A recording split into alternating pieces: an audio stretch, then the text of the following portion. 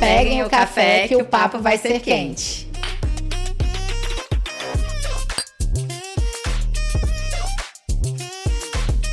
Olá, bem-vinda a mais um episódio do Café com Pepeca. Nesse podcast, você vai encontrar assuntos de saúde feminina de forma acolhedora e esclarecedora para tirar todas as suas dúvidas. E no episódio de hoje, nós vamos tratar sobre um fato que é muitas vezes negligenciado pela medicina e até mesmo pelos médicos e pelas próprias pacientes, que é o coração da mulher. A doença cardiovascular ainda está aí entre as primeiras causas de morte em mulheres, principalmente a partir dos 40 anos de idade. Daí a importância de você estar ciente sobre o que você deve fazer para prevenir essas doenças que a gente chama de cardiovasculares. E para esse papo, a gente trouxe uma super especialista que vai conversar com a gente e tirar todas as nossas dúvidas. Vou apresentar para vocês, eu vou ler aqui porque o currículo dela é grande e aí a gente não consegue gravar tudo, tá, gente? A doutora Ana Gabriela Caldas, ela tem residência em clínica médica pela Universidade de Mogi das Cruzes, fez cardiologia pelo Hospital do Coração de São Paulo e cardiogeriatria pelo Instituto Dante Pazanese de Cardiologia. Acertei tudo, Gabi? Sim, tudo certinho. Seja muito bem-vinda, Gabi. Muito obrigada, Jane, pelo convite. Tô adorando participar, fiquei super honrada com esse convite. Eu acho que, como você falou, né, é um tema muito negligenciado, inclusive por médicos e profissionais da área da saúde. Então, obrigada por disponibilizar aqui esse seu espaço, essa sua audiência, para a gente poder levar informação de qualidade, porque realmente informação salva vidas, né? Então, a gente precisa falar mais sobre isso. E eu acabei esquecendo de falar, esse episódio, ele vai ao ar em setembro, né, que é o mês de prevenção contra a doença cardiovascular. E por que é importante ter um mês, Gabi? Só para a gente conscientizar a respeito da prevenção das doenças cardiovasculares. Conta pra gente. Bom, eu vim até de vermelho, né, para representar aqui o Setembro Vermelho, porque assim, o dia 29 de setembro é considerado o Dia Mundial do Coração. Então tem até algumas campanhas que o Cristo Redentor fica todo iluminado de vermelho, alguns pontos turísticos do Brasil e tal. E aí a Sociedade Brasileira de Cardiologia, a SBC, decidiu destinar o mês todo de setembro para essa conscientização das doenças cardiovasculares, né? Quais são essas doenças cardiovasculares? Infarto, insuficiência cardíaca, que é aquela história do coração fraco, coração inchado, AVC, que é o derrame, né? Enfim, esse mês da conscientização é tanto em homens quanto em mulheres, né? São doenças cardiovasculares de um modo geral, que são a principal causa de morte no mundo todo, não só aqui no Brasil, né? Uhum. E a importância da gente conscientizar é justamente essa. A maioria delas tem prevenção. A maioria das doenças cardiovasculares, cerca de 80%, pode ser prevenidas. Então, não faz sentido a gente esperar ter um infarto, esperar ter um derrame para daí ir atrás, né? Então, essa é a importância de conscientizar a população.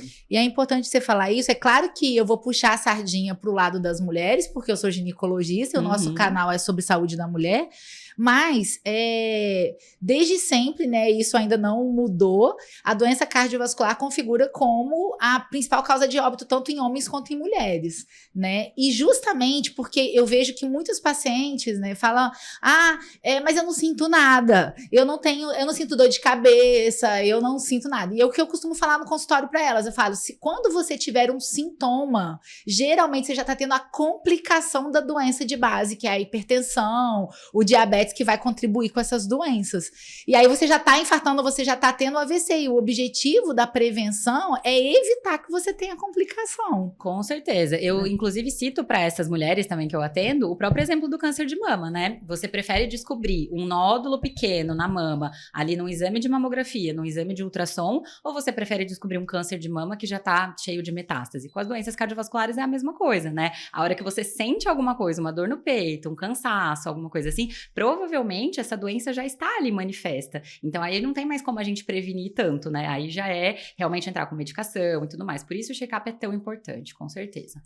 E como que essas manifestações dessas doenças, existe diferença de apresentação em homens e mulheres? Com certeza existe, e essa é a importância desse podcast, né, da gente alertar essas mulheres. Então, assim, pra gente entender as manifestações, a gente precisa entender quais os fatores de risco, né, que são diferentes em homens e mulheres para levar a essas manifestações. Então, fatores de risco são os fatores que levam uma pessoa a ter maiores chances de ter um infarto, um AVC e etc, né? E aí a gente tem os fatores de risco clássicos, que são aqueles que acontecem tanto em homens quanto em mulheres, que esse todo mundo já sabe, né? A pressão alta, que é a hipertensão arterial, a dislipidemia, que é o colesterol alto, tabagismo, sedentarismo, obesidade e sobrepeso, diabetes, enfim, esses todos a gente já sabe que aumentam a chance de doenças cardiovasculares, tanto em homens quanto em mulheres.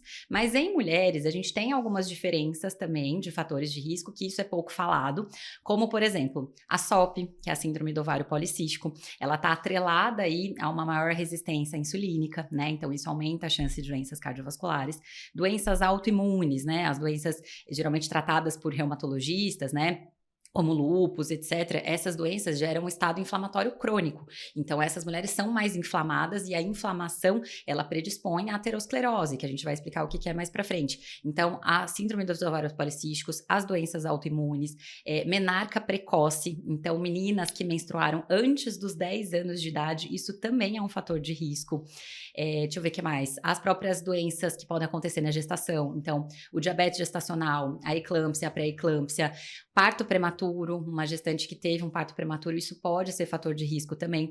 E praticamente não se fala sobre isso, né? Menopausa precoce também. E você eu tô até aprendendo aqui com você também, porque desses fatores de risco que você disse, como ginecologista, eu não sabia que a menarca precoce favorecia. E nem o parto prematuro. Pra mim, esses dois são surpresa, tá? Então, eu tô aproveitando pra aprender um pouco também. Os outros a gente já sabia, mas esses dois, pra mim, foram surpresa. Pois é, então, a maioria desses estudos, eles são observacionais, né, gente? Então, a gente não tem todas as respostas do porquê que isso pode acontecer, né? Mas, assim, a menopausa precoce, a gente sabe, a gente vai falar mais pra frente sobre climatério e menopausa, né? É porque o estrogênio, ele promove uma proteção ao nosso sistema cardiovascular. Então, quando a gente perde essa proteção, né, a insuficiência ovariana ali prematura, isso já aumenta a nossa chance de desenvolver doença cardiovascular. Mas a menopausa precoce, quando ela acontece com menos de 10 anos, né, geralmente a média de idade de uma menina entrar na menopausa é em torno dos 12, na menarca, né, a primeira menstruação é em torno dos 12 anos, né? Quando isso acontece antes dos 10, 9 anos ali, pode ser, sabe? Então, realmente, assim, são fatores de risco que as mulheres desconhecem. E hoje tá cada vez mais frequente, né? Porque com a questão aí da erotização, da sexualização nas redes sociais, isso faz um estímulo hormonal hipotalâmico lá no cérebro, que vai estimular com que essa menina exposta a um ambiente sexualizado mais precocemente, ela tenha a menarca cada vez mais cedo. Então, antigamente, era muito difícil a gente ver uma menina com 10 anos que menstruou. Hoje é a minha rotina no consultório. Mães trazendo crianças que menstruaram com 10 anos porque estão preocupadas porque a filha menstruou cedo demais, né? Então, cada vez mais comum. Exato. Então, esses fatores de risco pouco conhecidos, né? Eles acabam levando a uma maior predisposição das doenças cardiovasculares. Depressão também em mulheres é um fator de risco, né? Então, assim, quando a gente tá pensando, tá diante de uma mulher ali com esses fatores de risco, a gente precisa ficar atento às doenças cardiovasculares. Agora, falando especificamente das manifestações, né, que foi a sua pergunta, como que a doença cardiovascular ela se manifesta na mulher? Bom, muitas vezes no infarto, por exemplo, a mulher ela não vai ter aquela dor torácica, né, aquela dor no peito típica, que é aquela dor que até um leigo sabe, né, nossa, essa pessoa tá infartando, né, que o paciente fica, né, sudoreico, transpirando muito, fica pálido. Muitas vezes a mulher ela só tem, por exemplo, uma dispneia, que é um cansaço, uma falta de ar, então ela não presta atenção que isso pode ser um infarto, por exemplo, né? Ela não tem aqueles sintomas típicos. Então, a gente fala que as manifestações em mulheres, elas são atípicas. Apesar de que, hoje em dia, o departamento de cardiologia da SBC, que se destina ao estudo de doenças cardiovasculares em mulheres, que é um departamento que começou mais recente e tal, eu falo que a própria cardiologia negligenciou durante muitos anos essas peculiaridades, essas diferenças entre os dois gêneros, né? Então, até a gente tá aprendendo agora ainda um pouco mais sobre as mulheres, mas enfim. Então, o próprio departamento, eles falam pra gente não usar essa questão de, são sintomas atípicos. São sintomas atípicos em comparação aos homens, mas são típicos para mulheres, né? Entendi. Então, a gente quer abandonar essa questão das manifestações atípicas. Mas pro pessoal que tá em casa entender, seria isso, né? Uma falta de ar, um cansaço, não necessariamente aquela dor no peito clássica, por exemplo, sabe? Então, a mulher precisa ficar atenta, né? E a hipertensão, que é um fator de risco importante, ela tem algum sintoma específico na maioria das vezes? Na maioria das vezes ela é assintomática, né? E isso é uma luta que a gente tem que ter no consultório, né? Eu falo que eu canso de atender pacientes ali com uma pressão de 22/14 ali na consulta, e você pergunta umas 3, 4 vezes, o que você tá sentindo? Nada, não tô sentindo nada. Então precisa tirar esse mito de que a pressão alta dá sintoma, né? E é isso, outra coisa que eu não sei se pra você é um mito, mas vamos aproveitar você aqui e te explorar um pouquinho. O que eu vejo no consultório muitas vezes, você vai lá, mede a pressão numa consulta ginecológica de rotina e a pressão está alta, mas está muito alta, né? E aí você fala com a paciente, você tem pressão alta? Ah, não, é só emocional. A minha pressão só sobe quando eu fico nervosa. A gente sabe que existe hipertensão do jaleco branco, mas aí eu vou um pouco mais a fundo, falo assim, mas em que situações que sua pressão subiu?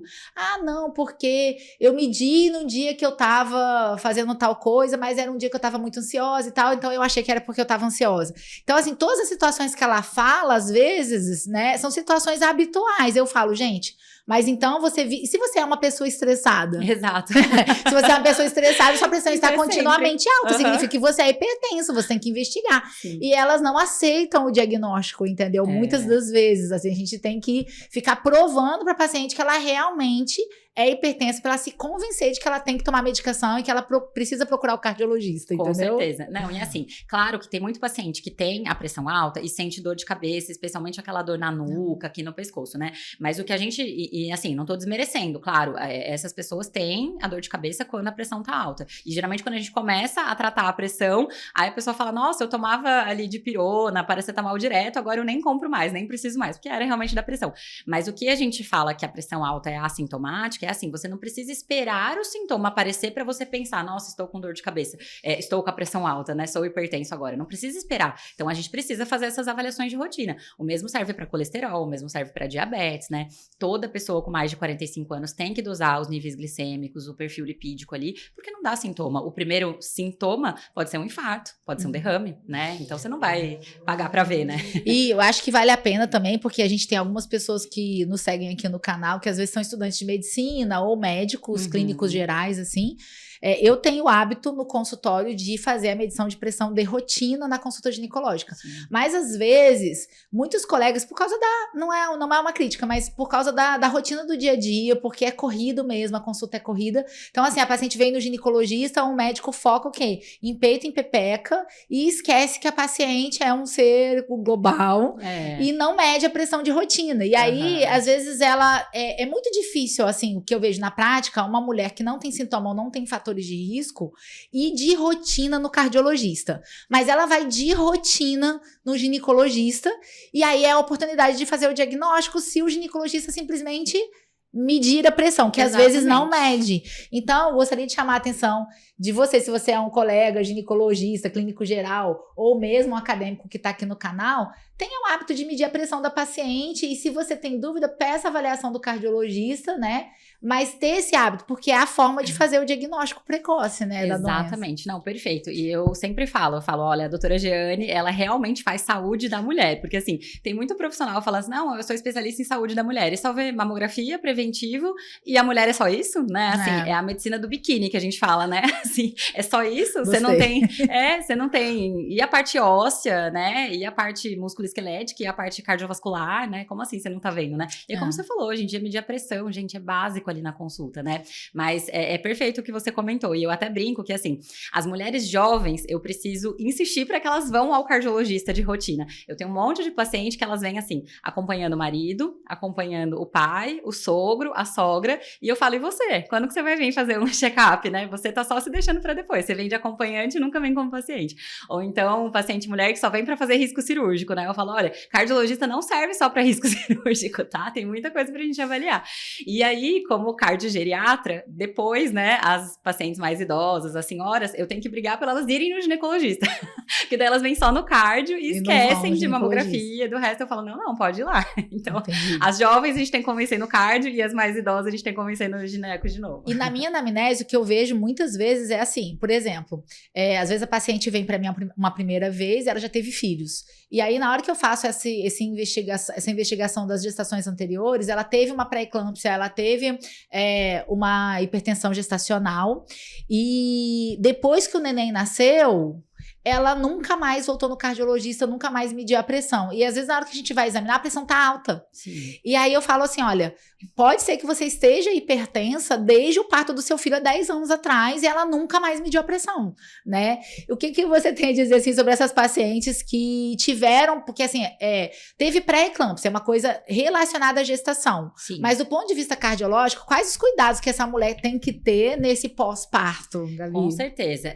Primeiro, a curto prazo, ali no pós-parto imediato, ali no puerpério, tudo, né? A gente tem que ficar de olho, porque assim, as medicações também, o tratamento para pressão alta na gestação, no puerpério, elas são diferentes, né? Então a gente tem que ficar atento nessas questões das medicações. Mas muitas vezes, é como você falou, a mulher acaba perdendo esse segmento e às vezes quando eu pego no consultório, já faz assim, o filho dela tem 5 anos, já faz 5 anos que foi o parto e ela tá usando ainda a metildopa, por exemplo, que é uma medicação que a gente só usa praticamente na gestação. Né? Porque é a única que tem estudo. Então assim, já daria para ter mudado aquela medicação, já daria para ter revisto, mas realmente essa perda do segmento é muito importante. Então, acho que a curto prazo, a gente só revê ali as medicações, né, se vai manter a medicação ou não, e manter esse segmento, porque é o longo prazo que vai dizer, né, eu acho que é importante falar isso aqui, nem toda mulher que teve eclâmpsia, pré-eclâmpsia na gestação vai se tornar hipertensa depois, mas é um fator de risco, então se você teve, você tem que ficar atenta, pelo menos uma vez por ano ali, continuar o acompanhamento cardiológico. Não toda, mas uma parcela significativa, 20%, se eu não me engano, podem continuar hipertensas após. Então, perfeito. É importante a gente fazer essa investigação para ver se realmente você não continuou hipertensa após a gestação, exato. Entendeu? E é uma coisa que tem que partir da paciente, porque esses dias eu até estava assistindo uma webinar da própria SBC sobre saúde da mulher, e eles comentaram, né, nesses hospitais escola, tipo o Dante Pazanese, onde eu fiz tudo, tem aqueles ambulatórios de cardiopatia e gravidez e tal. Só que daí depois que ela tem o parto, ela sai do ambulatório de cardiopatia e gravidez. E aí, ela não acompanha mais ambulatório nenhum. Então, quer dizer, às vezes até nos grandes centros perde-se esse segmento, né? Então, de fato, tem que partir da mulher. Por isso que a mulher precisa saber dessa informação, né? É importante que saiba até para procurar. Porque se o seu obstetra não investigou depois, não seguiu depois, não te encaminhou para um cardiologista depois, você mesmo pode procurar um cardiologista para fazer uma avaliação aí depois, né? Aí, existe alguma subnotificação ou subdiagnóstico em mulheres? Com certeza.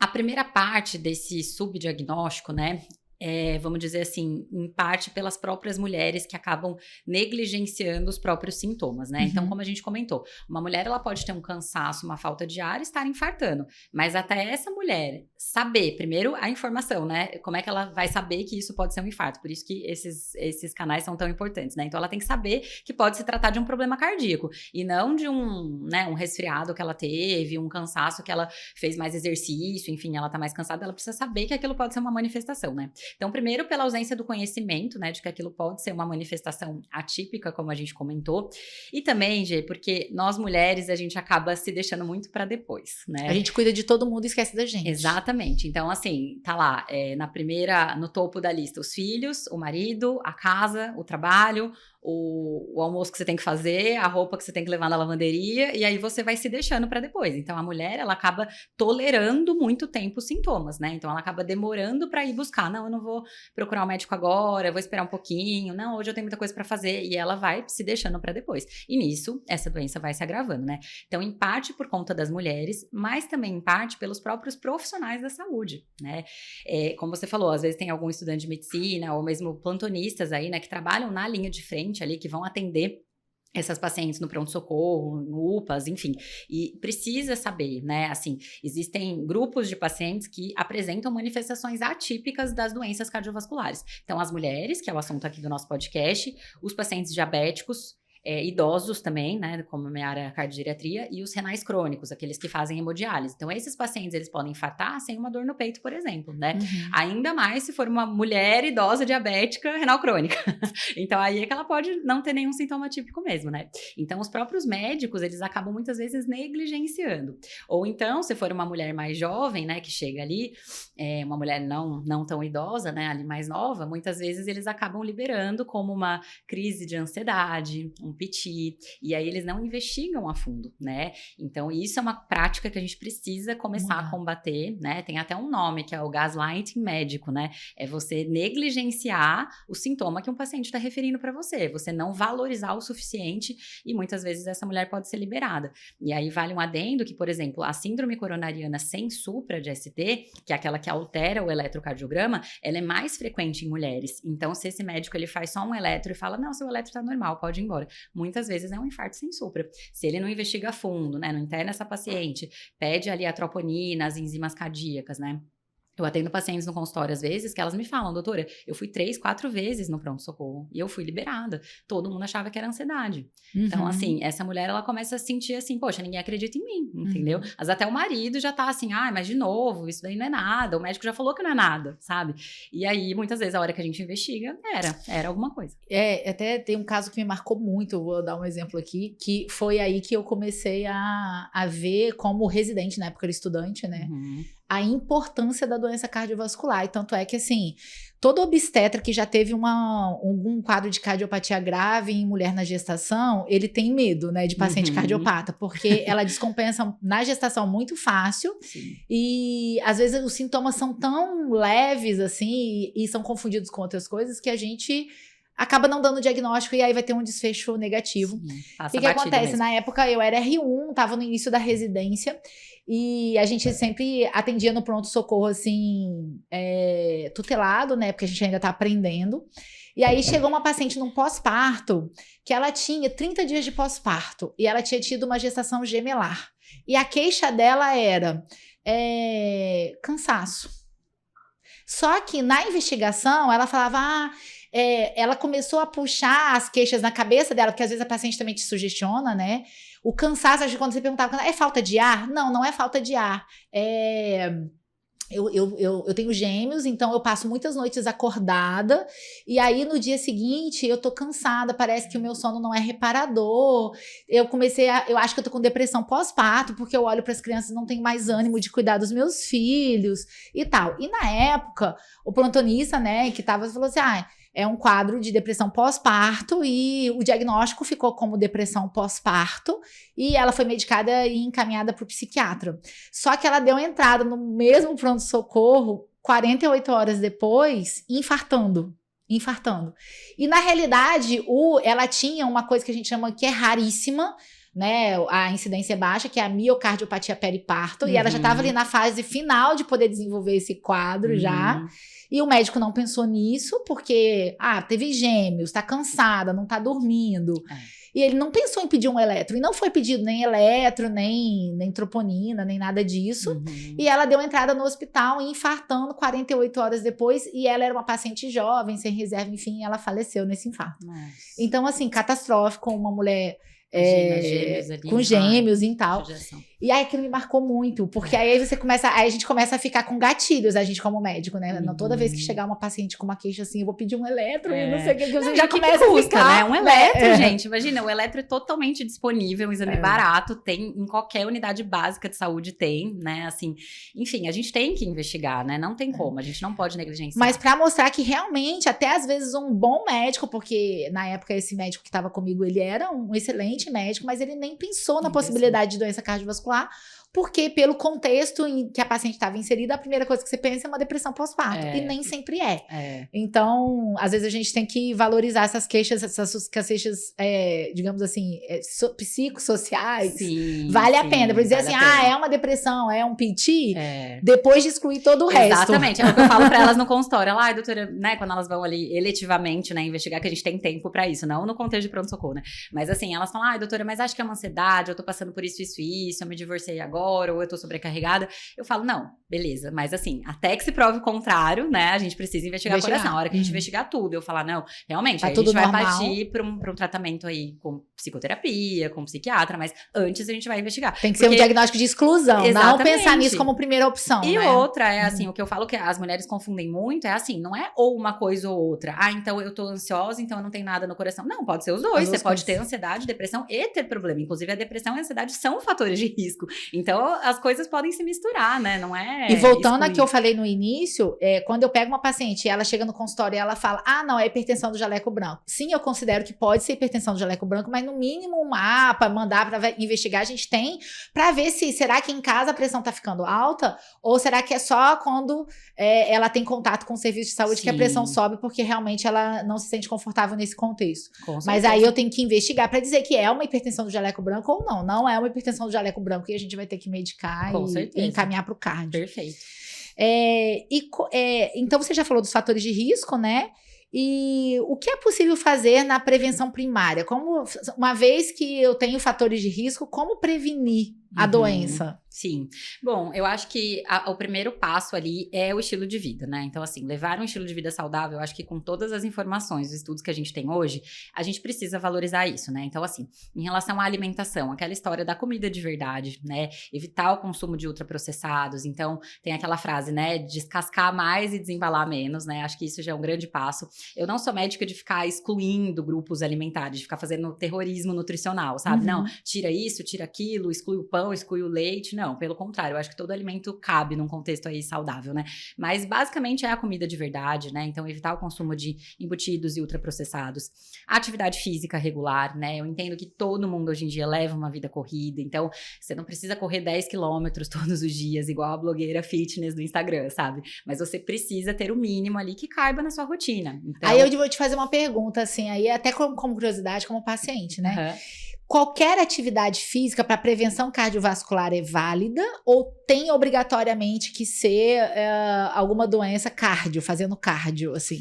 Olha, o cardio, né, que a gente fala, o aeróbico, o exercício aeróbico, ele previne a maioria das doenças, porque ele ajuda no controle da pressão arterial, ajuda no controle do colesterol, triglicérides, da diabetes, da resistência insulínica, enfim. Então, o cardio é ideal, mas depois a gente vai falar do climatério e da menopausa, aí entra a importância também da musculação. E não só em pacientes que já estão no climatério e na menopausa, sabe-se hoje em dia os estudos já mostram que fazer força, né, fazer exercícios de resistência, os resistidos que a gente fala, também ajuda muito no coração. Mas o que a gente tem de recomendação, assim, de um modo geral, né?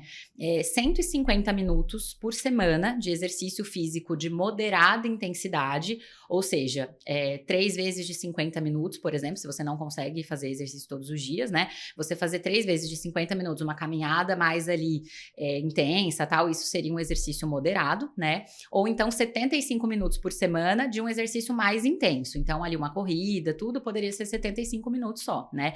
Então, eu brinco com os pacientes no consultório, eu falo, vai fazendo ali um checklist, tipo assim, segunda-feira, consegui fazer 40 minutos de caminhada, beleza, já foi 40. Terça-feira, hoje não consegui. Quarta-feira, hoje eu consegui 30 minutos, então já foi 40 mais 30, você vai dando check ali e pelo menos você tentar cumprir esses 150 minutos semanais, com certeza você já tá prevenindo aí inúmeros problemas de saúde, não só cardiovasculares, mas inclusive câncer e outros problemas. É que alguns pacientes me perguntam assim, por exemplo, doutora, eu consigo fazer musculação, por exemplo, que já entrou na minha rotina, eu consigo, mas eu não tenho tempo de, além da musculação, associar uma caminhada. É obrigatório eu tentar associar essa caminhada? Eu devo diminuir, o número de dias que eu faço musculação e acrescentar o cardio, entendeu? O que a gente tem de evidência é assim, atividade física resistida, que seria a musculação, o pilates ali, exercício de força, né?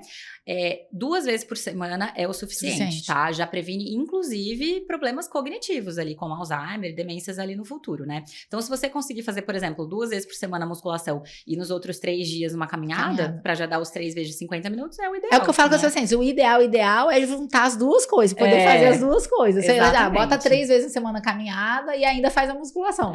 Mas a gente sabe que às vezes na rotina do dia a dia o paciente não consegue, ele acaba escolhendo um ou outro, né? Mas eu brinco também o seguinte, que qualquer atividade física é melhor do que nenhuma atividade. Exatamente. Se você só consegue fazer musculação, ótimo, você conseguiu musculação. O ideal é associar um cardio, mas se não der, né? Mas ainda falando da prevenção, então acho que assim, o estilo de vida saudável, né? O sono também, dos pilares aí do estilo de vida, é um pilar muito negligenciado, né? Assim, essa rotina que a gente vive hoje de uma hiperprodutividade, de acordar às 5 horas da manhã e tal. Gente, isso não é tão saudável assim, né? Pelo amor de Deus. O sono é muito importante, né? Até pra quem tá aí numa rotina de perda de peso, tudo, é extremamente importante ter um sono reparador. Então, acho que assim, alimentação, atividade física, o sono.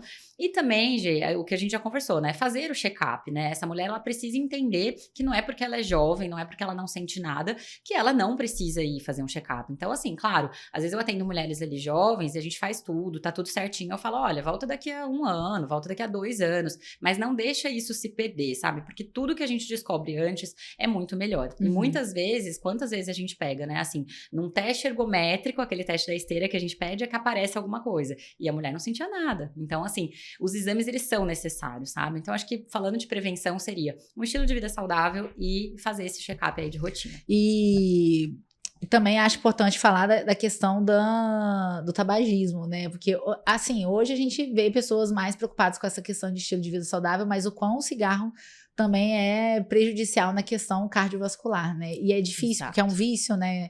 Socialmente aceito, mas é um vício. Exato. Né? O cigarro eletrônico, né? Que hoje em dia é uma realidade, mas com certeza, é até uma observação importante, o tabagismo, quando a mulher desenvolve a doença isquêmica do coração, ali o infarto, o entupimento, né? Ali das artérias, a obstrução das artérias, em mulheres tabagistas isso é muito mais grave, tá? É mais grave do que no homem tabagista. Então, isso é um fator de risco muito importante, bem colocado. E hoje eu vejo assim, justamente pelo advento do eletrônico, às vezes jovens, porque aí ele não fede, não ficou com aquela estigma social, então o jovem usando como se não fosse maléfico para a saúde, entendeu? Como se não causasse problema cardiovascular. Não é eletrônico, é de boa, porque tem um cheirinho de fruta, porque, entendeu? E aí usando, e às vezes nem sabe que faz mal para a saúde. Exato, né? E faz tão mal quanto o outro. Né? Eu falo que às vezes faz até mais mal, porque o outro, como tem um estigma social, o cara acaba consumindo menos, ele vai fumar um maço. Isso. O eletrônico, ele não tem limite, porque toda hora, como um alívio de estresse, ele vai dar uma pitadinha, entendeu? É complicado. Com certeza. Então, eu tô feliz com essa parte da prevenção das doenças e os sintomas. Você quer falar mais alguma coisa sobre isso? Que eu vou passar pro climatério especificamente. Não, podemos. Mas acho que o resumo dessa primeira parte, né, é que assim, mesmo mulheres antes do climatério e da menopausa, então a gente falou de gestante, a gente falou de mulher 40 menos, vamos dizer assim, o SOP, né, paciente com síndrome de ovário policístico. Exato, mesmo essas mulheres também têm chance. Então, não é uma coisa exclusiva de idosos, não é uma coisa exclusiva do pós-menopausa. E isso até a cardiologia negligenciou durante muito tempo. A gente sempre soube que o pós-menopausa traria mais riscos, mas agora a gente também vem aprendendo mais sobre as mulheres mais jovens, né? E agora, então, a gente vai entrar no climatério, né? Que é essa fase de transição hormonal em que começa a cair os níveis de estrogênio, que é protetor cardiovascular, e o coração. O que muda na saúde da mulher do ponto de vista cardiovascular quando ela entra no climatério, Gabi? Conta pra gente. Bom, então assim, como você disse, o estrogênio, que é o nosso principal hormônio aí feminino, né? Ele confere ao longo da nossa vida reprodutiva, ou seja, da nossa primeira menstruação, que é a menarca, a nossa última menstruação, que é a menopausa, então isso seria a vida reprodutiva da mulher, ele confere uma proteção ao sistema cardiovascular. Então a gente brinca que o estrogênio, ele é cardioprotetor, né? E por que ele protege? Porque no endotélio, por exemplo, né, nos nossos vasos sanguíneos ali da artéria, ele promove a liberação de óxido nítrico, que é um vasodilatador. Então, as nossas artérias, elas são mais relaxadas, vamos dizer assim, né, graças a essa produção de óxido nítrico. E aí, por aquela lei da física, né, quanto maior o raio, menor a pressão. Por isso, a nossa pressão arterial ao longo da vida, ela tende a ser menor, mas na menopausa, com a queda do estrogênio e essa diminuição da produção de óxido nítrico, a gente pode ter maior chance de desenvolver a pressão alta, né? Então, o primeiro efeito seria nos vasos sanguíneos, o segundo efeito no nosso metabolismo do colesterol. Então, assim, ao longo da nossa vida reprodutiva, o estradiol, né, o estrogênio, ele é um fenol que tem uma propriedade antioxidante. Então, ele diminui a produção de LDL. Então, assim, quando você pega... Que é o colesterol ruim, Que é o colesterol ruim, isso. Então, quando você pega ali os exames de sangue, uma mulher e um homem ali de 30 e poucos anos, provavelmente essa mulher vai ter um HDL, que é o colesterol bom, melhor, e um LDL mais controlado. Talvez esse homem da mesma idade, ele já tenha um LDL pior, né? Então, assim, durante a vida reprodutiva, esse estrogênio protege, porém, após a menopausa, começa a aumentar a produção de LDL pelo fígado, a nossa produção mesmo, isso é importante dizer, né? A nossa produção endógena, que é pelo fígado, do LDL colesterol, então o LDL aumenta, assim como a apolipoproteína B, os triglicérides, tudo isso pode aumentar, ou seja, aumenta a nossa chance de desenvolver colesterol alto na pós-menopausa. O estrogênio também, ele faz um controle do nosso armazenamento e distribuição de gordura corporal. Então, ao longo da vida, nós mulheres, a gente tende a ter uma tendência do acúmulo de gordura na região do quadril, né? Que é aquele culote, né? E os homens tendem a ter mais a barriguinha ali, né? O acúmulo de gordura na região do abdômen. Mas na menopausa, devido à queda de estrogênio também, isso essa se proporção inverte. muda. Exato. Então, a mulher começa a ter o acúmulo de gordura ali na região do abdômen. E aí, uma outra medida importante que as ginecologistas podem fazer também, né? Nas mulheres que atendem, né? Todas as áreas que atenderem mulheres, né? Como você falou, de medir a pressão, que é tão básico. Uma simples fita métrica também, né? Se a gente mede ali a circunferência abdominal dessa mulher e tá mais do que 88, isso já é um fator de risco cardiovascular também, pra gente ficar atento. É uma coisa extremamente rápida de fazer. Mas né? que a gente tem que ver com muita parcimônia também, porque eu vejo assim, por exemplo, é muito comum hoje, cada vez mais, cirurgias estéticas abdominais na mulher. Então, às vezes, a gente perde esse parâmetro, Gabi, porque a paciente tem a barriga chapada porque ela fez uma abdominoplastia. E aí, ela começa a acumular gordura na lateral, no culote e nos flancos, mas ela não aparece mais gordura abdominal. E a gente perde o parâmetro ali. Isso é uma coisa pra chamar atenção, tá, gente? Aí entraria, no caso, a bioimpedância, esses outros parâmetros, né? Mas então, assim, ao longo da nossa vida, o estrogênio, ele nos protege das doenças cardiovasculares, né? Por conta dessas ações. E aí você tava falando, né? Porque no começo a gente falou que ia tocar nisso, aí eu quero que você esclareça pra nossa audiência, nossos espectadores, o seguinte: esse aumento do colesterol ruim e esse aumento de gordura abdominal favorece o quê? Que vai aumentar o risco cardiovascular. Tá? Que você falou que ia falar um pouquinho sobre a aterosclerose e a gente acabou pulando. Sim, não, vamos falar. Então, assim, tudo isso, né? Aumento da pressão arterial, aumento do colesterol, aumento da circunferência abdominal, somado à resistência insulínica e tudo mais, tudo isso a gente chama de síndrome metabólica. Então, são alterações nos diversos metabolismos. Metabolismo dos lipídios, metabolismo da glicose, enfim. Então, a gente chama todos esses fatores aí de síndrome metabólica. E a síndrome metabólica, ela pode causar um processo chamado disfunção endotelial. O que é a disfunção endotelial? Nos nossos vasos sanguíneos, nas nossas artérias, nós temos a camada mais interna ali, uma camada bem fininha, porém muito importante, chamada endotélio. Então, o endotélio é a camada mais interna ali das nossas artérias. Então, fazendo uma analogia com uma estrada, por exemplo, é como se as nossas artérias fossem as estradas do corpo humano e o endotélio é como se fosse o asfalto. Então, assim, quanto mais lisinho ali o asfalto, mais tranquilo para você dirigir. Agora, uma estrada cheia de buracos ali, de rachaduras ali, vai ficar mais difícil a circulação dos carros. Então, é mais ou menos isso que acontece. Tudo isso que a gente comentou sobre a síndrome metabólica favorece algumas rachaduras ali, acúmulos de gordura no interior do endotélio dessas artérias, né? E aí, o nosso organismo, na tentativa de reverter esse processo chamado de disfunção endotelial, disfunção desse endotélio, ele vai liberar uma série de marcadores inflamatórios, uma série de, né, vai ativar ali a nossa cascata de coagulação para tentar conter, e isso vai gerar um processo inflamatório, vai ocasionar a formação de trombos, coágulos, que pode gerar o entupimento da passagem do sangue, né? O entupimento dessas artérias obstruindo a passagem do sangue.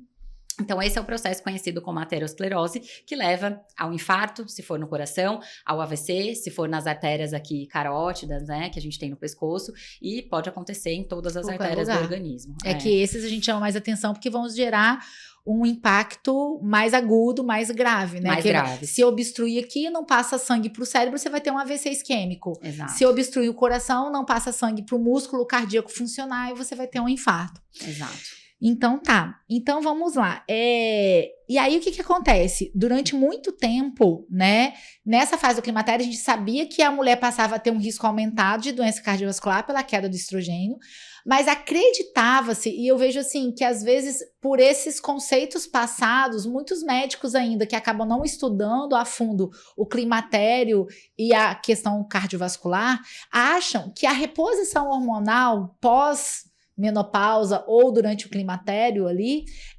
aumentaria o risco cardiovascular.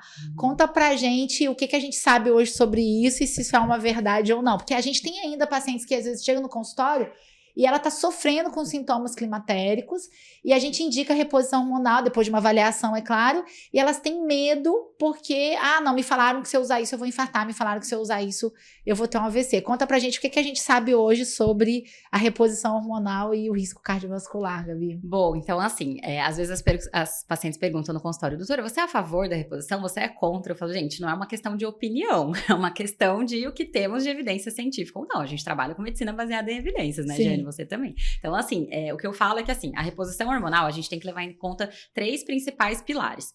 O primeiro pilar seria a indicação. É a mulher certa para fazer essa reposição. Então, a gente tem que avaliar. Que não é para todo mundo. Que não é para todo mundo. Então, em primeiro lugar, a paciente certa para a reposição, candidata à reposição, que seria aquela paciente com sintomas, né? Especialmente os sintomas vasomotores, que a gente chama, que são os famosos fogachos ali, aquele calorão, né? Que dura cerca ali de 2, 3 minutos, vem uma sensação de mal-estar, né? Pode levar a uma aceleração dos batimentos cardíacos, a uma taquicardia. É muito comum também as mulheres acabarem me procurando no consultório porque pensam que estão com arritmia e quando a gente vai ver eu falo, olha, bem-vinda à menopausa, ao climatério. Então, assim, não é arritmia, a gente faz Holter, faz toda a investigação, fala, olha, é o climatério chegando. Porque pode ser um dos sintomas do climatério palpitações, tá, gente? Isso, Então, assim, para os sintomas vasomotores, né, a gente tem essa indicação. Então, a gente tem que ter indicação, que seria a presença de sintomas, e não pode ter contraindicação. Quais seriam as indicações absolutas aí que não podemos fazer? Contraindicações, no caso. Contraindicações, isso, que não podemos fazer, né, de jeito nenhum. E o que a gente poderia considerar ali. Então, quem não pode fazer de jeito nenhum seriam as pacientes que já tiveram AVC ou infarto, ou seja, a doença aterosclerótica manifesta, né? Essa mulher, se ela já teve um infarto ali com 49 anos ou um AVC com 50 e ela entrou na menopausa depois, infelizmente ela não pode, né? Agora, o que a gente faz no consultório é estratificar o risco cardiovascular, né? Temos várias pacientes em comum que às vezes você manda pra gente fazer essa estratificação, porque às vezes ela tem, por exemplo, uma doença aterosclerótica aqui na carótida subclínica, né? Mas assim, se é uma plaquinha também ali, né, que não tá obstruindo a passagem do sangue, então inferior a 50% que a gente fala, o tipo de placa que a gente consegue graduar ali no ultrassom com Doppler, né? O tipo de placa não é uma placa instável nem nada disso, muitas vezes a gente pode autorizar essa reposição. Então, nada mais é do que avaliar ali, estratificar o risco cardiovascular daquela mulher. Então, o primeiro ponto é a paciente certa. O segundo ponto é o tempo certo, né? Então, existe uma coisa chamada janela de oportunidade, né? Que significa a gente começar a reposição hormonal numa mulher até 10 anos do início aí dos sintomas de climatério e menopausa, e a gente não pode iniciar com mais de 60 anos. Então, se, por exemplo, é uma paciente que entrou na menopausa um pouco mais tardia, né? A gente tem que se atentar a essa questão da idade. Então, a mulher certa, né? Tem que ter indicação e não pode ter contraindicação. O tempo certo, respeitando essa janela de oportunidade. E, por último, a reposição da forma correta e com o hormônio correto, né? Porque, assim, hoje em dia também, né, a gente vê umas coisas aí na medicina que não é essa reposição que a gente tá falando, né? Então, assim, a gente comentou até agora sobre o hormônio estrogênio. O que acontece no climatério e na menopausa é causado pela queda do estrogênio. Então, o que a gente vai repor é estrogênio, no máximo um progestágeno ali associado, né? Então, isso os ginecologistas, os endocrinologistas sabem bem melhor, né? Muitas vezes a gente vai ter que fazer isolado ou combinado por conta da questão do câncer de endométrio, né? Mas a reposição não é com testosterona, por exemplo, como a gente vê. Ai, obrigada por ter falado isso. Vendo por aí, né? E também da via de administração certa, né? Porque, assim, basicamente, a via que tem estudo e que, de fato, protege, né, contra as doenças cardiovasculares seria a via transdérmica, que é ou o gel ou aqueles adesivos, né?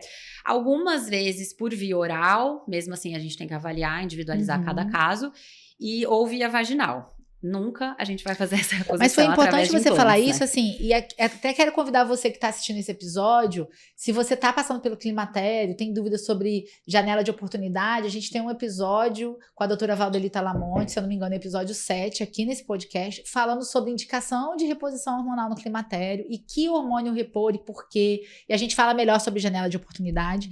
Eu assisti, maravilhoso esse episódio. Mas basicamente é isso, é a questão de que o que a gente precisa repor é o estrogênio. Então, o que dá os sintomas e que a gente precisa voltar a repor quando tem essas indicações que a Gabi falou e respeitando essas contraindicações que ela disse também, é o estrogênio. Só que em mulheres com útero, a gente tem que associar a progesterona para proteger o útero da reposição, senão aumentaria risco de câncer de endométrio. Se a mulher não tem útero, ela nem precisa de progesterona, é só estrogênio. E a testosterona, ela não está no rol dos hormônios que a gente precisa repor para a mulher e ela pode aumentar risco cardiovascular.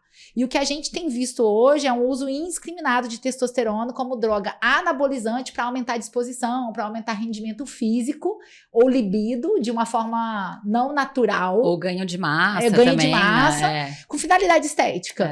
E isso tem aumentado o risco cardiovascular em mulheres e pode, inclusive, aumentar o risco de infarto e de derrame. Então, cuidado, né? Procure um profissional que vai fazer uma reposição baseada em evidência científica e que não vai fazer você de cobaia de drogas que nem estão aprovadas pelo Conselho Federal de Medicina e pela Anvisa, né? Sim, exato. Esse ano, inclusive, né, Jane, saiu um posicionamento das 3 sociedades em comum acordo. Então, a FEBRASMO, né, que é a Sociedade Federação de Ginecologia e Obstetrícia, a Sociedade de Endocrinologia e Metabologia e a Sociedade de Cardiologia. Então, assim, é um consenso das 3 especialidades. Não é para fazer, né, com testosterona. Inclusive, também a questão que a gente estava falando da via de administração, não fazer em formato de chips, implantes, subcutâneos. Isso não é aprovado, né? Não é aprovado e não tem estudo de segurança quanto ao risco cardiovascular. E é por isso que a gente não usa. A gente está gravando esse episódio aqui em agosto, ele vai ao ar em setembro de 2025. A medicina é uma ciência em mutação, em mudança constante. Então, pode ser que no futuro a gente tenha evidências e que a gente possa usar chips hormonais com segurança. Mas hoje, à luz da medicina e da ciência atual, não existem dados de segurança e é por isso que a gente não utiliza, tá? Mas ainda sobre essa questão, já que a gente estava comentando, né? Assim, uma coisa que eu acho importante pontuar com as mulheres. Às vezes elas pensam também que a terapia de reposição hormonal vai resolver todos esses problemas que eu falei. Então, assim, doutora, então eu tô com a pressão alta, então eu não preciso de remédio para pressão. Se eu usar a reposição, vai melhorar. Não. Eu tô com colesterol alto, então usando não é bem assim. A reposição, ela vai... O objetivo número 1 da reposição é melhorar a qualidade de vida, né? Ajudar nesses sintomas que são bem desconfortáveis, né? Melhorando aí a qualidade de vida, mas ela, isoladamente, ela não vai fazer milagre. Então, assim, se você tá com hipertensão, né? A gente fez ali o diagnóstico, você vai precisar, sim, de um medicamento.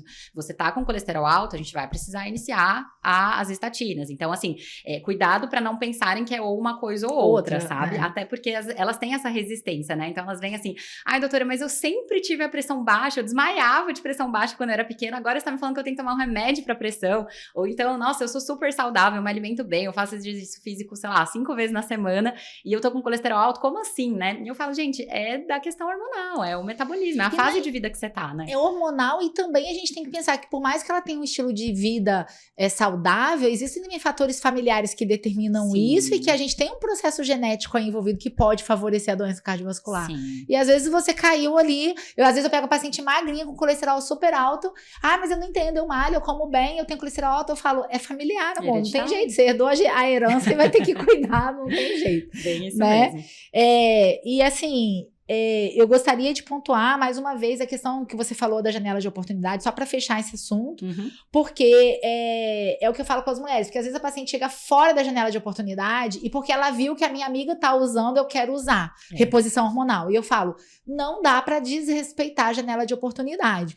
E nesses casos, quando ela já chega ali no limite, ele tá quase fazendo 10 anos, né? É importante fazer uma avaliação cardiovascular mais detalhada para decidir se a gente vai poder ou não usar reposição. Porque o que acontece? Por que 10 anos, gente? Porque os estudos mostram que depois de 10 anos sem o estrogênio, a artéria ela já enrijeceu e ela perdeu a capacidade de adaptar o que a Gabi falou dessa vasodilatação. Porque ela já envelheceu, já perdeu a ação, ela não vai responder mais ao estrogênio. E aí, nesses casos, quando eu entro com estrogênio, eu vou estar favorecendo que quando eu associar, ela já formou placa, ela já tem placa de ateroma, se eu entrar com estrogênio em cima, eu estou favorecendo que essa placa se solte e ela vai parar em outro lugar e causar um AVC ou um infarto. E eu fazer uma obstrução à distância. Então, é por isso que depois que passou a janela de oportunidade, não dá mais para entrar. Então, se eu entro dentro da janela de oportunidade, eu vou estar melhorando os seus sintomas e eu vou estar até prevenindo a doença cardiovascular. Mas se eu deixo passar a janela de oportunidade, eu estou aumentando o risco cardiovascular.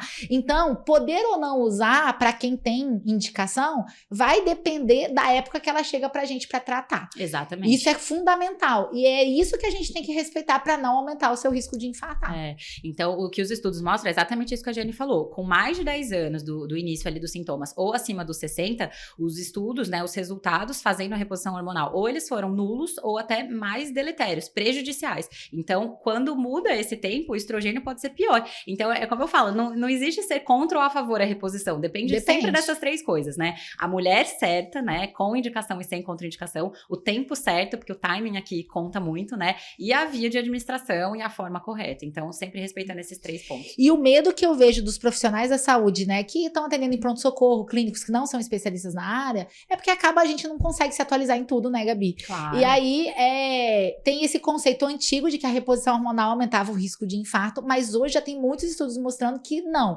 Dentro da janela de oportunidade, não. Mas se passar a janela de oportunidade, sim. Então, a gente tem que ver em que fase da vida está essa mulher para decidir se vai fazer ou não.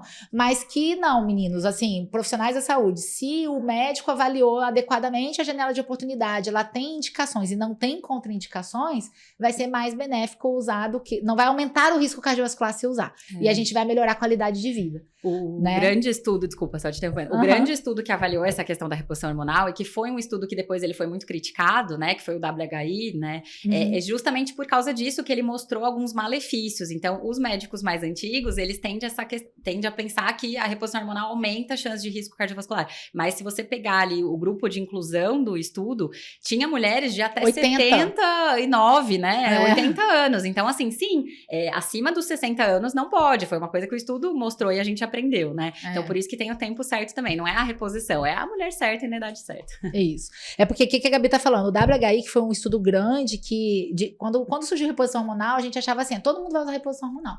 Só que aí fizeram um estudo para saber se reposição hormonal era segura ou não, que era o WHI.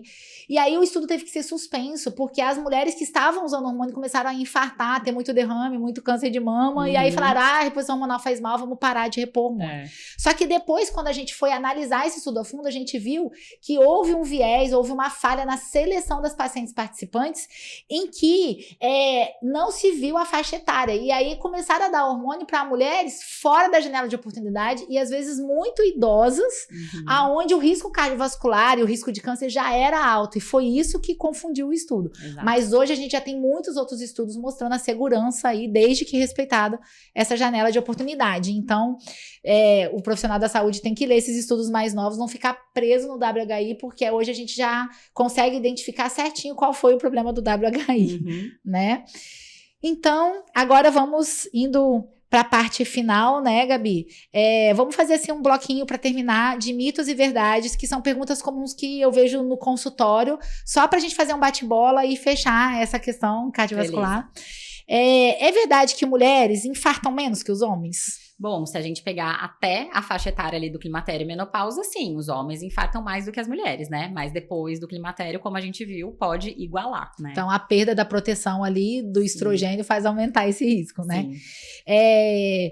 Atividade física no climatério é perigosa? Pelo contrário, por favor, façam atividade física, ajuda muito. A gente já comentou aqui, né, não vou entrar em detalhes, mas a gente comentou que o ideal, ainda mais nessa fase de vida, seria associar, né, pelo menos 2 vezes por semana, exercícios de força, os resistidos, e uns 2 ou 3 dias ali da semana, o cardio também, né? E eu acho, Gê, assim, uma frase que eu sempre falo, se essa mulher, ela veio aí sedentária e com um estilo de vida muito ruim até o climatério e a menopausa, o climatério e a menopausa são um grande convite para ela começar a rever os hábitos de vida, né? E começar a cuidar melhor da alimentação, do sono e etc, né? Porque daqui para frente vai aumentar. E vale pontuar que não é perigosa, mas que se você começar a fazer atividade física, começar a sentir um cansaço excessivo, dor, alguma coisa, e o ideal, né, até mesmo que não tenha sintomas, se você nunca fez atividade física nenhuma e você vai começar e tá com medo de começar, procure um cardiologista, faça uma avaliação prévia ao início da atividade física para começar com segurança, né? Com certeza. E se começou a sentir cansaço, aí que tem que procurar mesmo, porque pode ser que você já tenha uma lesão cardíaca ali e às vezes não sabe, tem sintomas. Exato, a doença já manifesta, né? Exato. Só quem tem histórico familiar de infarto ou derrame precisa se preocupar com essas doenças? Não, com certeza não. Acho que por tudo que a gente falou aqui, né, dá pra ver que não. E mulheres magras, eu sou magrinha, tô protegida, não vou ter doença cardiovascular? Não, pelo contrário, também é mito, né? Primeiro que tem a questão hereditária. Então, por exemplo, tem um quadro chamado hipercolesterolemia familiar, né, que isso acontece. Então, às vezes a gente pega adolescentes lá que já têm o colesterol alto, né, e o tempo, ele é muito importante na cardiologia, né? Como cardiogeriatra, eu sempre explico isso para os pacientes. Então, assim, você ter pressão alta há 1 ano é uma coisa. Você tá lá com 80 anos e você é hipertenso há 50 anos, isso é muito diferente. Então, assim, quanto antes você desenvolve esses fatores, mais você precisa se preocupar para manter eles controlados ao longo da vida. Então, fui diagnosticada com colesterol alto aos 27 anos. Ótimo, já vamos começar o tratamento para você ficar protegido ao longo da vida, né? Você falou uma coisa agora aí que eu só quero fazer uma pontuação, você me corrige se eu estiver errado, porque eu não sou cardiologista, às vezes meu conceito tá errado também. Então, às vezes a paciente chega e fala assim, eu não quero tomar remédio de colesterol e estatina, não quero tomar, porque eu faço o controle da alimentação, eu já faço atividade física, isso é o suficiente, porque o remédio sempre tem efeito colateral. E eu falo o seguinte, o remédio do colesterol não é só para baixar o colesterol. Exato. Né? Então, eu brinco, assim, eu faço uma analogia, que não é 100% assim que funciona, mas pro leigo entender. Então, eu brinco assim, é como se a artéria do seu coração e da sua carótida fosse o cano da cozinha de casa, da pia, né? O que acontece quando você começa a fazer um monte de fritura e você joga ali a fritura dentro direto da pia, né? Com o tempo, aquela gordura vai aderindo ali na parede e tem algum momento, se você não jogar um detergentezinho, se você não jogar assim, uma aguinha quente, vai entupir. E é a mesma coisa. O remédio, ele vai formar como se fosse uma película, ele forma uma película em volta do endotélio, na parte interna do vaso. Uma capa fibrótica. Uma capa, como se fosse uma capa de detergente. Exato. E o detergente repele a gordura, então não vai formar a placa. Então, a longo prazo eu vou precisar ter um tempo maior de agressão para conseguir ter a destruição do endotélio. Então, é uma proteção preventiva, não é só para baixar o colesterol, é para não deixar formar placa de ateroma. Exatamente, entendeu? Perfeito. É exatamente isso que eu explico também. Então, assim, claro, você reduzindo o LDL, né? Primeiro, esse é um grande mito. As pessoas pensam que o nosso colesterol, ele vem exclusivamente da alimentação, e não é. Somente 30% do nosso colesterol, quando a gente dosa ali no sangue, ele vem da nossa alimentação ou do exercício físico que a gente não faz. Os 70% restantes somos nós que produzimos. E como a gente conversou, na época do climatério da menopausa, aumenta essa produção endógena pelo nosso fígado do LDL. Então, mesmo você fazendo uma dieta super restritiva ou fazendo 1000 horas de exercício por semana, você só vai reduzir em praticamente 30%, os outros 70% você está produzindo. Então, precisa das estatinas. E, infelizmente, com a internet, a gente tem muita informação falsa sobre as estatinas, né? São medicamentos extremamente estudados, extremamente seguros, né? E é como você falou, além de reduzir ali o LDL colesterol, ele forma essa placa fibrótica, estabilizando a placa. Então, não fica uma placa friável ali, uma placa instável. Que vai se soltar para ir parar longe. E embolizar, exatamente, causar um AVC ou um infarto. Então, essa é o chamado efeito pleiotrópico das estatinas, né? Ele tem o efeito direto, que é reduzir o colesterol, e tem esse efeito no longo prazo. E isso é importante também, porque geralmente a mulherada, né, vê ali o colesterol alto, aí começa a tomar estatina. E quer parar. Daqui 3 meses, elas fazem o exame de novo. Então tá ótimo, normal, já posso parar. Eu falo, Você você quer já ter o infarto AVC? Você conseguiu prevenir por 3 meses, mas assim, os benefícios das estatinas são justamente ao longo prazo. Então, assim, é coisa de 10, 20 anos, né? Então, você tomar 3 meses e parar, você também não tá adianta prevenindo nada. Porque elas chegam assim, não, agora que meu colesterol já baixou, eu quero parar. Eu falo, não. Você continua com o fator de risco e você tem que continuar usando. Perfeito. É isso, ele vai prevenir a formação de placa em quem ainda não tem placa, em quem já tem placa, ele vai estabilizar a placa. Então, tem que usar a estatina, não tem jeito, né? E a reposição hormonal vai sempre proteger o coração? Acho que já ficou claro, mas só para acabar de pontuar, conta aí, não? Nem sempre, né? Desde que seja feito respeitando tudo aquilo que a gente conversou. E existe um exame específico para checar o coração? Olha, gente. Pra ver se tá funcionando tudo bem. Eu costumo responder assim, quando os pacientes perguntam, doutora, qual que é o melhor exame para ver o coração? Eu falo, o melhor exame é passar numa consulta cardiológica bem feita. Porque a consulta cardiológica bem feita, eu vou conversar com você, entender todo o seu estilo de vida, todos os medicamentos que você toma, te examinar ali, o exame físico, né, que a gente falou da importância, entender o seu histórico familiar, né, entender o seu contexto, e aí sim eu vou saber pedir os exames específicos, né, então não é sobre fazer um monte de exames, sabe? Não é uma receita de bolo, que são sempre os mesmos exames que você vai ter que fazer. Exatamente, então assim, por exemplo, às vezes, né, um paciente mais jovem, a gente pede um teste ergométrico, muitas vezes uma paciente ali que já tá com algum sintoma, tudo, eu vou ter que fazer um exame mais detalhado, às vezes direto um cateterismo, uma angiotomografia, então depende, né? Tudo depende, a gente precisa individualizar. Eu falo, não é uma receita de bolo para todo mundo, sabe? Então, estamos chegando ao final agora. E aí eu quero, primeiro, né, agradecer você pela disponibilidade de aceitar vir aqui no nosso podcast. Você fala de forma muito clara, até para o público leigo, usar palavras fáceis de entender, para tornar essa conversa tão esclarecedora para as nossas ouvintes e espectadoras. Então, primeiro, agradecer toda a sua disponibilidade e a forma de você expor o tema, que foi, eu acho, fundamental, tá, Gabi? E depois eu queria perguntar se você gostaria de deixar alguma mensagem para as mulheres, né, que estão no climatério ou estão se aproximando do climatério, e quanto a como fazer essa proteção cardiovascular nessa fase da vida. Bom, Gê, eu só tenho a agradecer, adorei participar, passou muito rápido, poderia ficar aqui o dia inteiro conversando, é um assunto que eu adoro realmente, falar de mulheres, atender mulheres, eu fico muito feliz quando uma mulher me procura no consultório, porque eu acho que já é assim, é um trabalhinho de formiguinha, né, mas assim, cada mulher que eu atendo eu já falo, bom, já posso dormir tranquilo hoje à noite, mas assim, como cardiogeriatra, a mensagem que eu posso deixar é que a gente vê mulheres ao longo de toda a vida. Então, como a gente pontuou aqui, não são só mulheres idosas, né? Não são só mulheres no climatério ou pós-menopausa, tá? Então, pode acontecer com várias mulheres ao longo, né, de todas as fases da vida. Então, é importante ter essa consciência, né? Segunda questão, o climatério e a menopausa são um período divisor de águas ali na vida da mulher. Então, como eu falei, se você levou um estilo de vida não muito saudável, porque às vezes você trabalhou muito, às vezes você, né, eu atendo assim mulheres, olha, eu passei por um casamento muito difícil, sabe? Meu marido não concordava de eu fazer academia, por exemplo, sabe? Assim, eu trabalhei muito, ou eu me dediquei muito ali, né, ao longo da minha vida, e eu fui me deixando para segundo plano. Então, eu acho que o climatério e a menopausa é um convite para você começar a se priorizar, né, daqui para frente.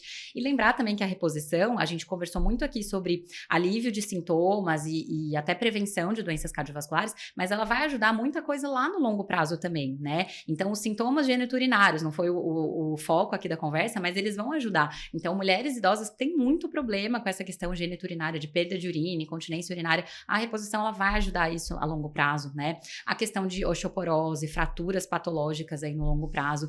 Então, assim, a mulher precisa se cuidar em todas as fases da vida, mas eu acho que o climatério e a menopausa, eles são um divisor de águas ali. É onde você tem que, de fato, se priorizar dali pra frente, sabe? E como a gente conversou, nós mulheres, a gente acaba se deixando muito pra depois. Então, é um convite, sabe? A gente precisa se priorizar, coloque-se em primeiro lugar, né? Porque até pra você poder cuidar de tudo. Porque se você não estiver bem, tudo vai desmoronar. Como é que você vai cuidar dos outros, né? Se você não cuida nem de você, exatamente. Né? Acho que essa é a mensagem que eu queria deixar. Então, e antes de eu despedir, aproveitar a sua fala, porque eu queria ter falado uma coisa que acabei esquecendo. Tá. E agora eu falar, é o seguinte, aquilo que você disse, a reposição hormonal é muito importante, mas ela não é tudo. Né? Sim. Porque a pessoa acha assim, se eu fizer reposição hormonal, eu não preciso tomar remédio. Se eu fizer reposição hormonal, eu vou melhorar a minha massa magra e eu não preciso malhar. A reposição hormonal é um pilar que, associado aos outros, vai melhorar a qualidade de vida e vai diminuir risco cardiovascular.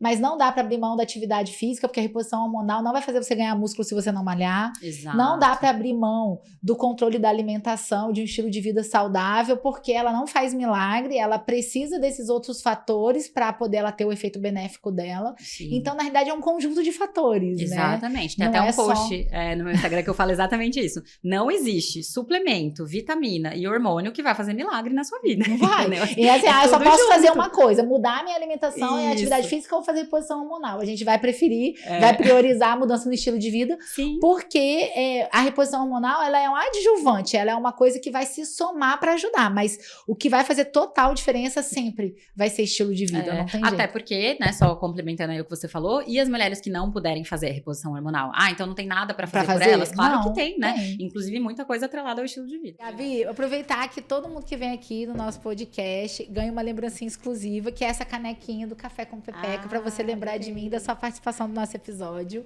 Então, passar as suas mãos à nossa canequinha do Café com Pepeca. Adorei. E te agradecer pela presença aqui. Imagina, foi um prazer participar. E eu também trouxe presente pra você, Oba! que é este livro chamado Cérebro e a Menopausa, de uma autora chamada Lisa Mosconi. Não sei se você conhece, mas ela é uma grande neurocientista. Ela estuda muito essa questão do brain fog, né? Que é essa questão da névoa cerebral que acontece durante a menopausa. Eu estou precisando muito desse livro atualmente, porque eu estou vivenciando isso e eu vou te dizer que, para mim, o mais desafiador não são os fogachos, nem os outros sintomas.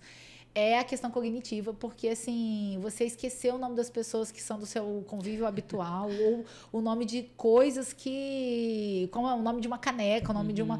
Parece que foge a palavra da cabeça, assim, e isso é desafiador. Uma coisa é você saber que isso existe, outra coisa é passar pelo processo. Sim. E eu confesso que não é fácil passar pelo processo. Então, acho que vai me ajudar. Mas é uma coisa que a medicina também tá aprendendo, né? Eu também tenho lido, por causa da cardiogeriatria, né? Assim, a mulher, ela tem mais chance de desenvolver Alzheimer do que os homens, né? Isso é uma coisa que pouca gente fala também, voltando ao assunto da saúde da mulher ali. E essa pesquisadora, ela investiga muito essa questão. E talvez tenha relação com essa questão da menopausa, né? Quando começa essa névoa cerebral aí. Então, eu espero que você goste. Obrigada, vou gostar. Vai ser muito útil. E eu gostaria de deixar, antes de encerrar também, como mensagem que é importante, sim, que você vá ao seu ginecologista uma vez por ano, ali pelo menos, ou a cada 2 anos, para fazer seus exames de rotina, para prevenção de câncer, para prevenção das doenças ginecológicas, mas não esqueça da prevenção cardiovascular. Principalmente, como a Gabi falou, em qualquer fase da vida isso é importante, mas principalmente após os 40 anos, né? É essencial que entre na sua rotina essa avaliação cardiológica com uma certa regularidade para identificar preventivamente esses problemas que podem surgir, porque não é à toa, né, que a expectativa de vida aumentou para 80 anos, e se isso aconteceu foi justamente pelo uso das drogas, das estatinas, do controle da pressão, controle da pressão, controle dos fatores de risco para a doença cardiovascular, que ainda é a principal causa de morte, independente entre homens e mulheres, é ainda a principal causa de morte, é a doença cardiovascular. E essas medicações e todos esses cuidados preventivos contribuíram para que as pessoas estejam sendo mais longevas, né? Então, sim, é muito importante essa prevenção. Se você gostou desse episódio, já manda para aquela amiga que precisa saber tudo isso que a gente discutiu aqui. Não deixe de nos seguir nas redes sociais para poder ter mais informação de qualidade sobre saúde da mulher. E lembre-se que conhecimento é poder. E eu te aguardo no próximo Café com Pepeca.